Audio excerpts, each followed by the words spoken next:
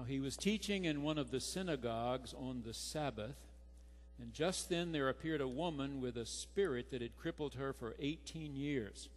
She was bent over and was quite unable to stand up straight.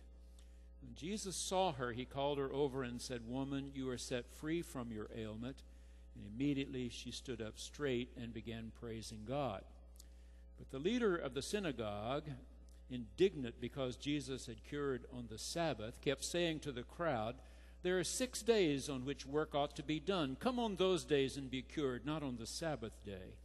But the Lord answered him and said, "You hypocrites, does not each of you on the Sabbath untie his ox or his donkey from the manger and lead it away to give it water?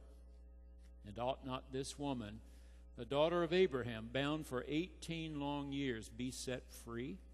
When he had said this, all his opponents were put to shame, and the entire crowd was rejoicing at all the wonderful things Jesus was doing.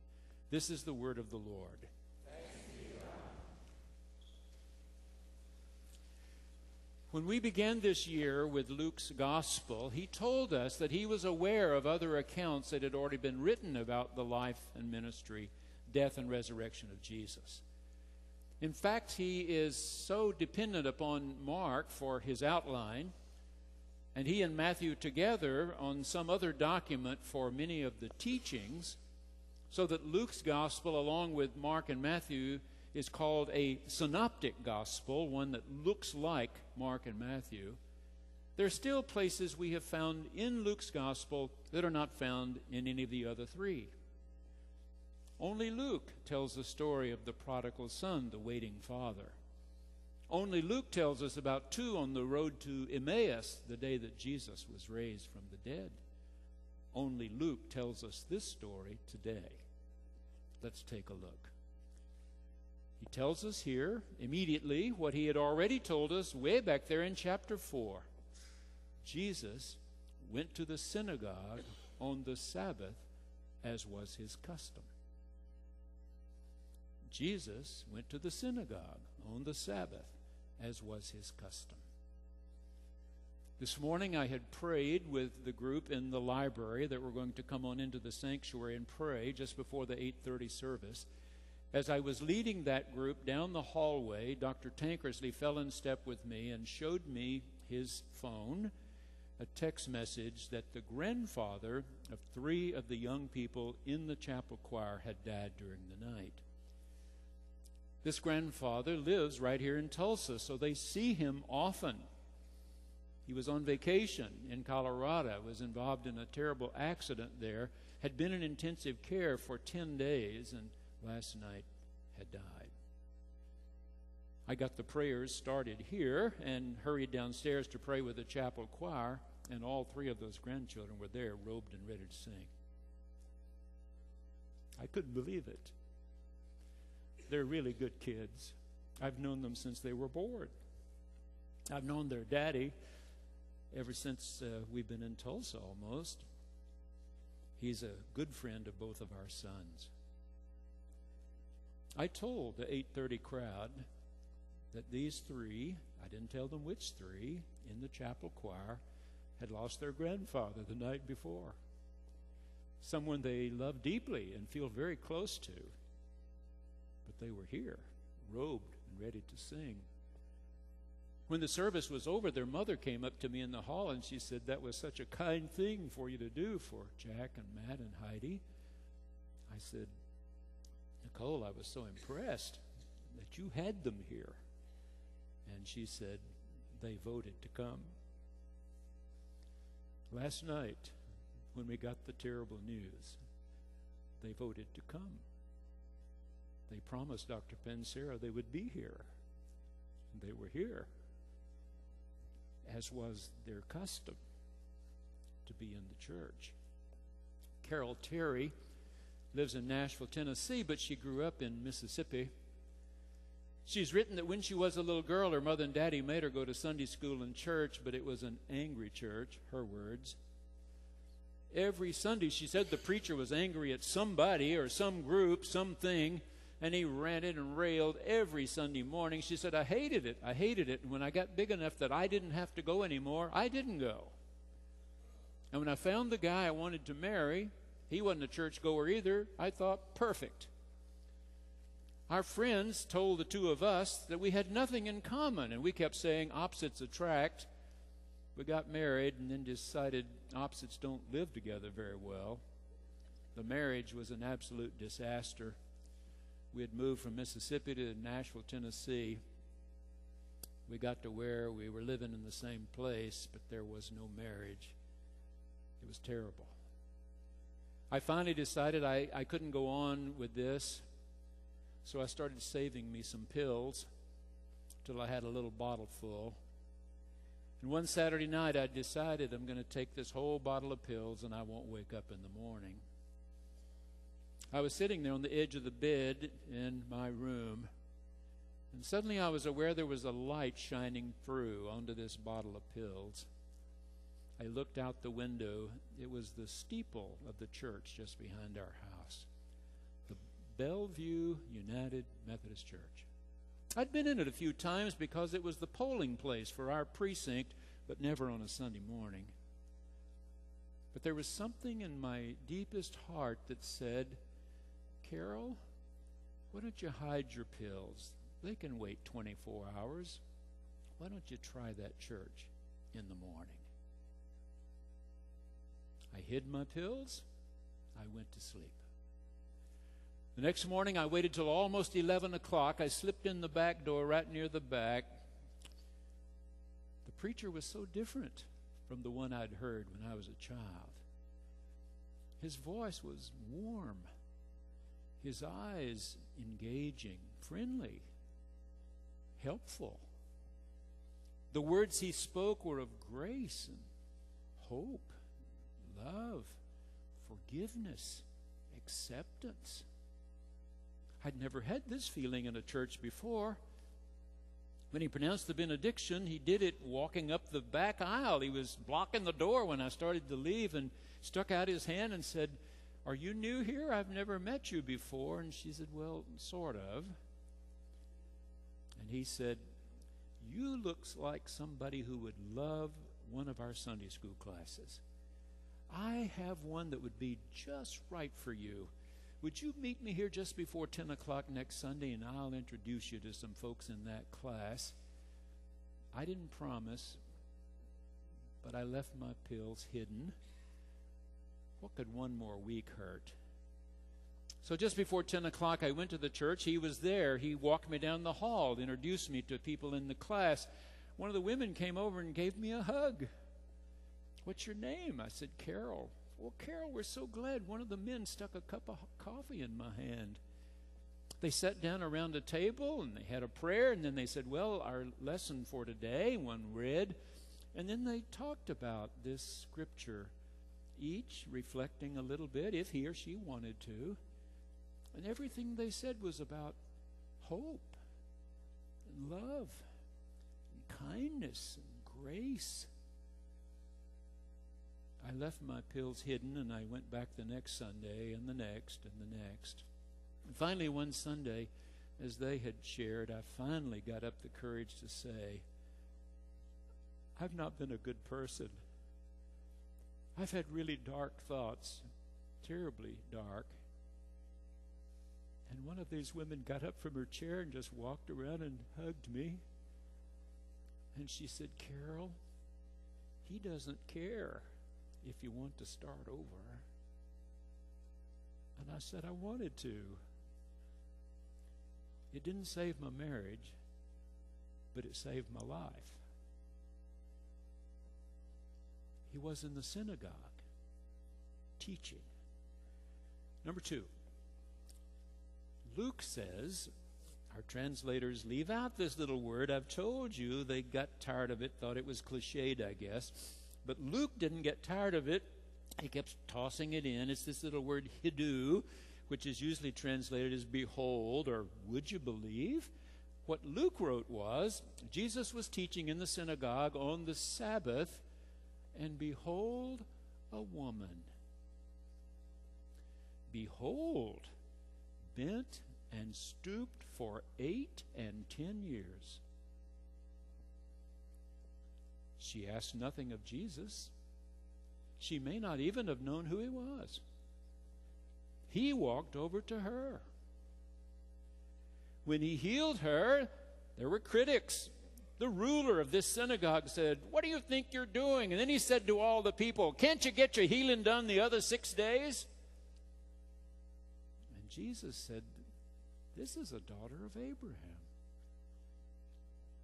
You treat your oxen, your donkeys better than this woman is being treated by you. You tie them to the manger." Remember, the manger where Jesus was placed was a stall for feeding. It was a trough. You tie them to the manger so that they eat, but even though it's the Sabbath, you then untie them and lead them over to the water. When our children were little, we taught them to sing, "Zacchaeus was a wee little man." A wee little man was he. He climbed up in the sycamore tree for the Lord he wanted to see. And as the Savior passed that way, he looked up in the tree. And he said, "Zacchaeus, come down. I'm going to your house today." And the critics said, "He's a tax collector. He's not only a tax collector, he's a chief tax collector." And Jesus said, "He's a son of Abraham." For a woman, he says, a daughter of Abraham. She's one of God's chosen children. How could you not want her to stand up? Stand up. Dr. Alice McKenzie holds a distinguished chair in homiletics, preaching, at our seminary at SMU in Dallas. She's written that this summer she decided to take a course at Taos, New Mexico, on screenwriting. She said, "I've done a little creative writing in my time. I wanted to hear what this professor had to say." The professor said, "Well, the first thing, you have to rid your writing of cliches. There are writers," he said, "who put the same line movie after movie, and some other writer here puts it in his or her movie." And told us one of those lines. The line is, "You just don't get it, do you?" And then she said they proceeded to show us film clip after film clip where that was the line. "You just don't get it, do you? You just don't get it, do you? You just don't get it, do you?"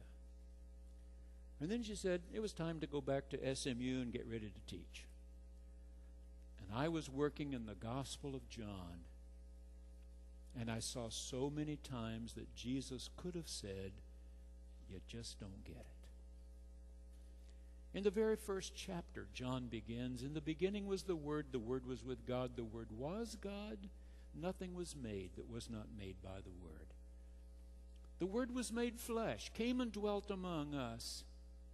He came into his own. His own just didn't get it, did they?" Chapter 3, Nicodemus, a rich and powerful man, sought him out one night. "Tell me about this kingdom you've been describing." Jesus said, "Well, you have to be born anothen," is the Greek word, anothen. Again? I'm a grown man. How am I supposed to enter into my mother's womb?" And Jesus could have said, "You just don't get it, do you?" Next chapter, a woman, a Samaritan woman, at a well. Jesus, thirsty, midday. "Madam, may I have a drink of your water?" "Who do you think you are?" "I can tell you're a Jew. I'm a Samaritan. We don't use the same containers. How am I giving you a drink? You have no bucket, no dipper." You just don't get it, do you? You don't get it. Chapter 5, there's a man whose friends have brought him down to the pool of Siloam. He's been brought there day after day after day. There's some silly superstition that the wind comes out of one particular gate only rarely, and so when it does and troubles the surface of the water, first one in gets healed. Then this man's complaining, "Every time I try to get in, somebody jumps in ahead of me." And Jesus could have said, "You just don't get it, do you?" It's not about strange wind blowing through the gate that heals people. And then Dr. Mackenzie wrote, but he never said it.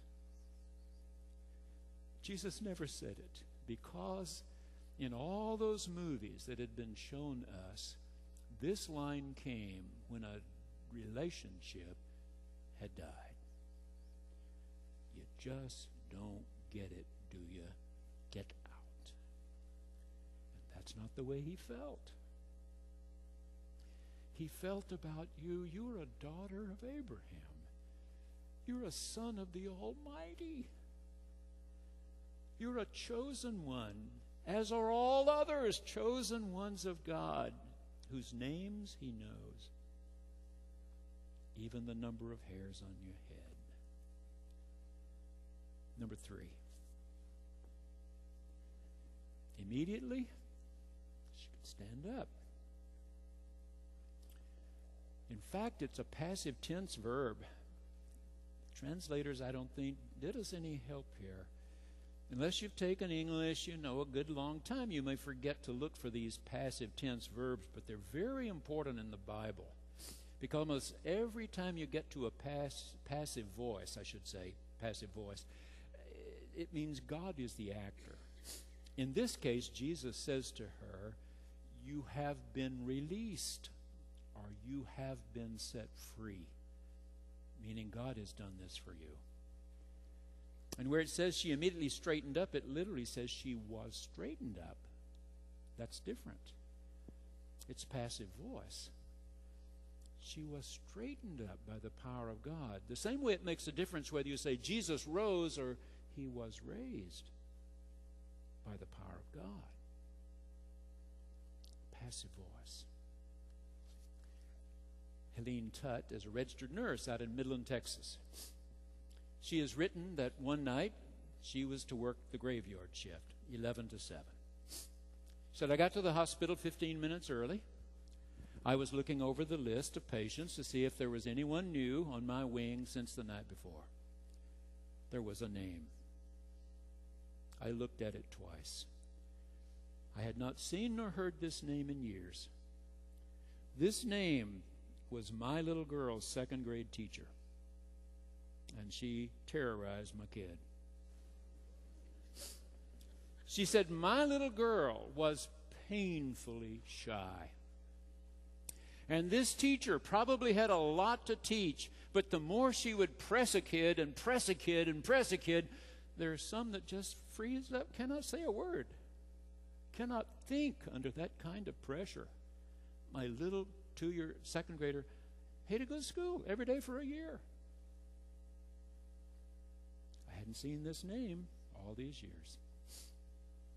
I thought, now's the time I can deal with her. I can deal with her. And I started down the hall, she said, and when I got to her room, I said, wait a second. I took a vow that I would do no harm. I would help in whatever ways I could. And I put the biggest smile on my face I had, and I walked in the door. And I'd forgotten how many years it had been.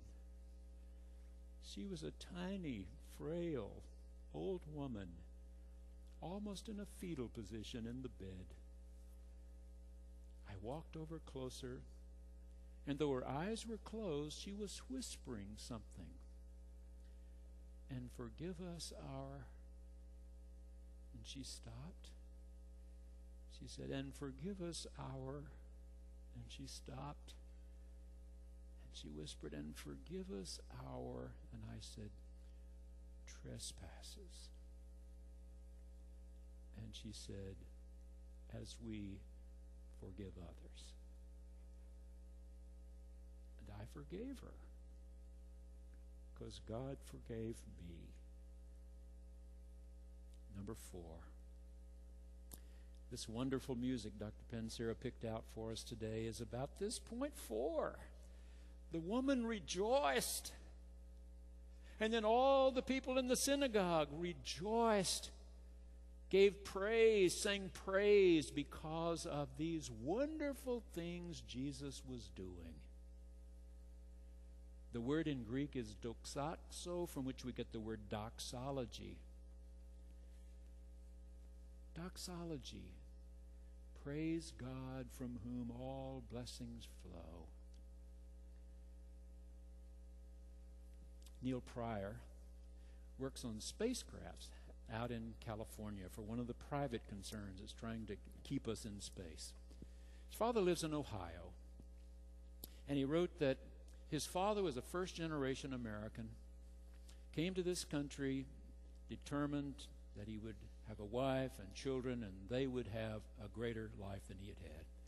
So he said, all these years, my father worked really hard. He got up early. He was a brick mason, and he laid brick all day long. Came home exhausted. He would take a shower, almost get dressed for bed almost, eat supper with us, and then he'd retire to his favorite chair, and he'd read the paper, and then he'd turn on the radio, later television. I didn't really know my dad very well. I know he worked hard.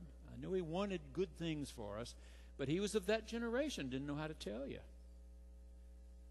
And now he said, my mother's gone, and my dad was 78. He had survived one bout with cancer, still battling diabetes, and now he'd fainted and had fallen. I flew to Ohio. He opened his eyes and asked, is it Thursday? I said, yeah, Papa. Floyd's going to be really mad. Floyd? Yeah, he's the guy I play chess with at the senior center every Thursday. I'm the only one who can beat Floyd. Last Thursday I beat him in 10 moves. He was really upset. He said he'd get me today. He's going to be upset if I'm not there. So Neil said, would you like to play with me? I said, sure. So we played. I said, Bob, how about if I get you a computer and we can play, you in Ohio, I in California, we can play chess. I hate computers, he said. Well, we can do it by telephone. You set up a chessboard in Ohio, and I'll set up a chessboard in California, and we'll talk on the phone. You tell me your move, I'll tell you mine.